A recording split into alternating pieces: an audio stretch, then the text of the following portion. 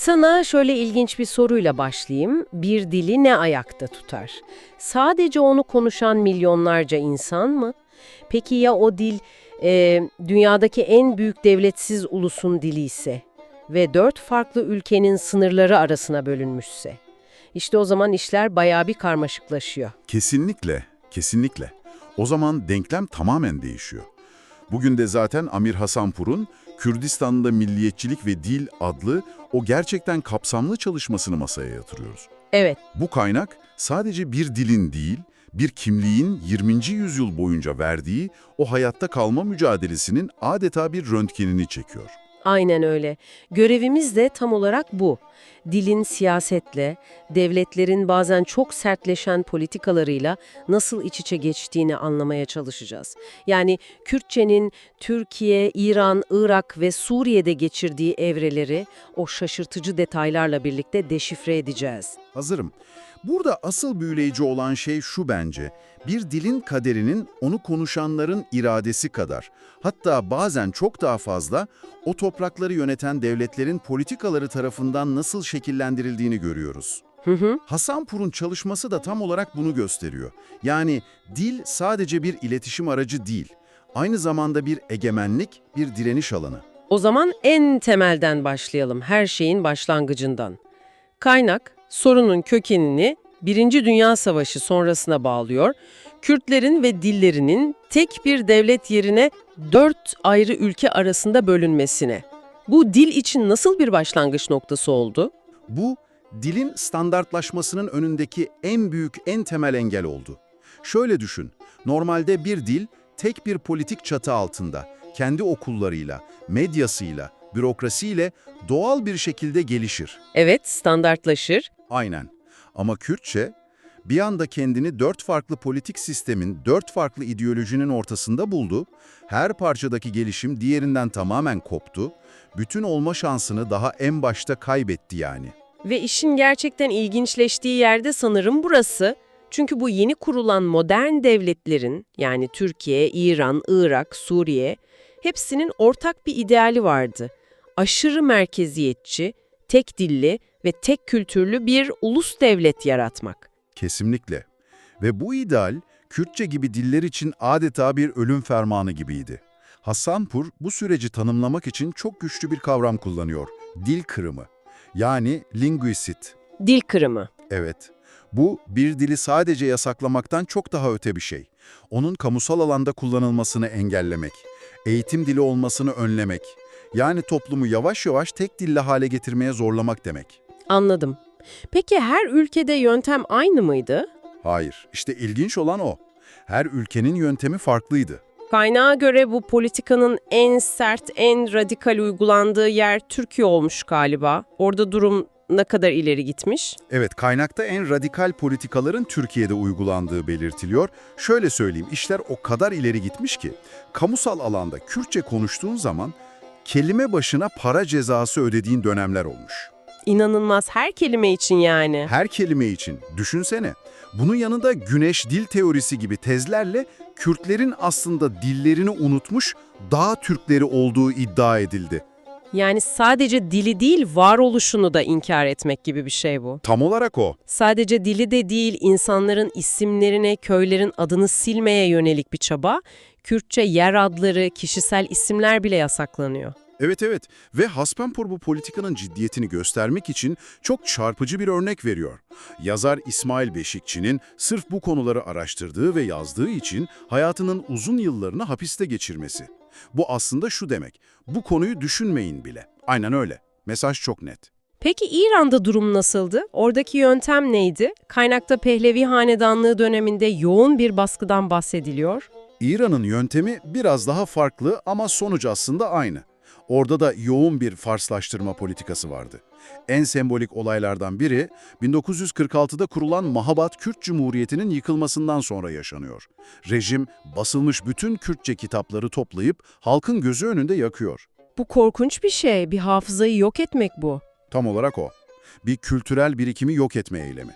Hatta politikanın zihniyetini özetleyen bir detay var ki kaynakta, gerçekten tüyler ürpertici. Osmanlı Kürtleri bağımsız olsa bile biz İran Kürtlerini Farslaştırdığımızda bizim için bir tehlike oluşturmazlar.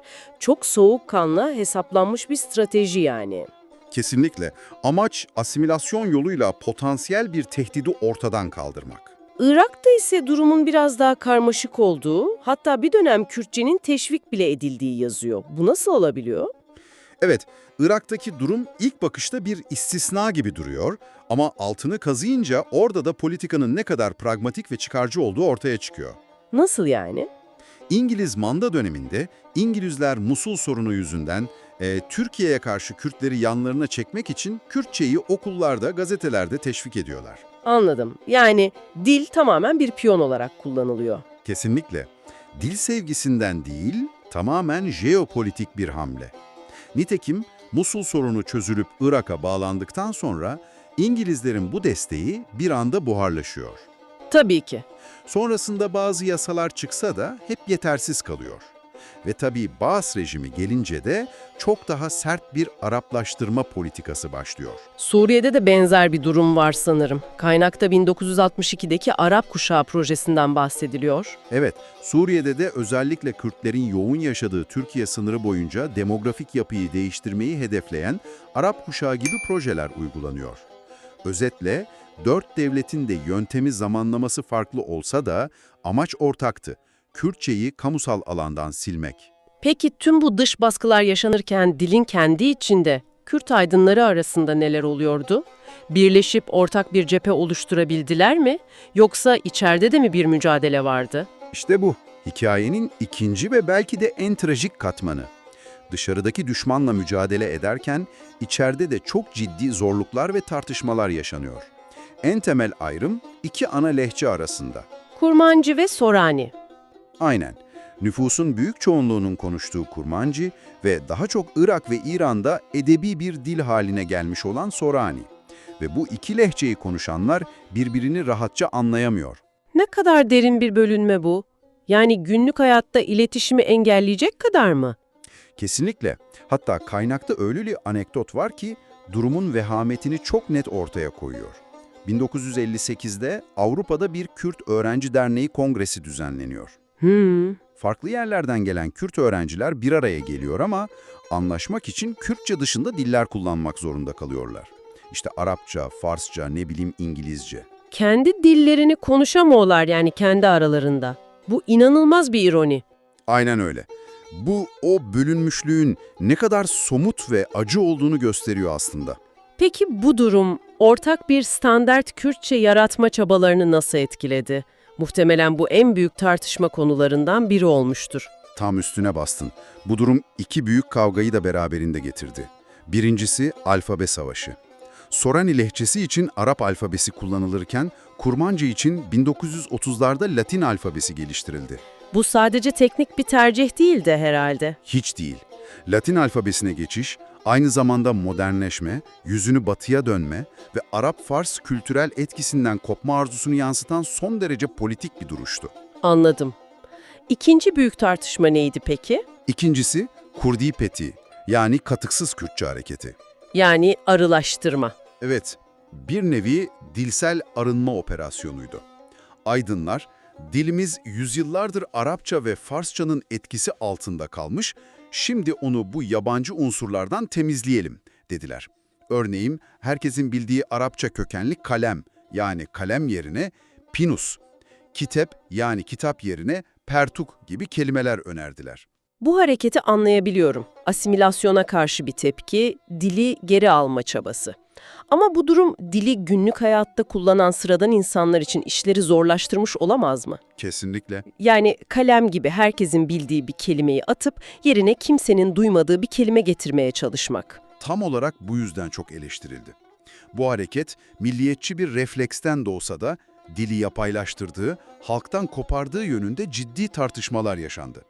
Yani bir yanda devletlerin dil kırımı, diğer yanda aydınların dili birleştirme çabası ama bu çabanın kendi içindeki derin anlaşmazlıkları. Dil her cephede bir savaş alanıydı. Peki bu kadar bölünmüş bir coğrafyada, bu kadar yoğun baskı altında Aydınlar bu yeni fikirleri, yeni alfabeyi halka nasıl ulaştıracaktı? Bu noktada medya devreye girmiş olmalı. Medya hem milliyetçiler hem de devletler için adeta bir savaş alanına dönüştü. İki alanda inceleyebiliriz bunu: basılı yayın ve radyo. Önce basılı yayın. İlk Kürtçe gazete 1898'de Kahire'de yayımlandı. Ama önlerinde dev gibi engeller vardı. En başta Kürdistan coğrafyasında düzenli çalışan bir matbaa olmaması gibi çok temel bir sorun. Doğru. Kitaplar, dergiler çoğunlukla Bağdat, İstanbul gibi büyük merkezlerde basılıyordu. Bu da onları sürekli devlet sansürüne açık hale getiriyordu. Etkileri hep sınırlı kaldı. Matbaa ve sansür gibi bu fiziksel engeller varken mesajları geniş kitlelere ulaştırmak neredeyse imkansızmış. İşte tam bu noktada radyo her şeyi değiştirmiş olmalı, değil mi? Tam olarak öyle. Radyo bir sihir gibiydi. Sınırları, dağları, okuma yazma engellini aşıyor çünkü. Aynen. Bir anda coğrafyanın bambaşka bir köşesindeki okuma yazma bilmeyen bir köylü bile kendi dilinde haberleri, politik mesajları duyabilir hale geldi.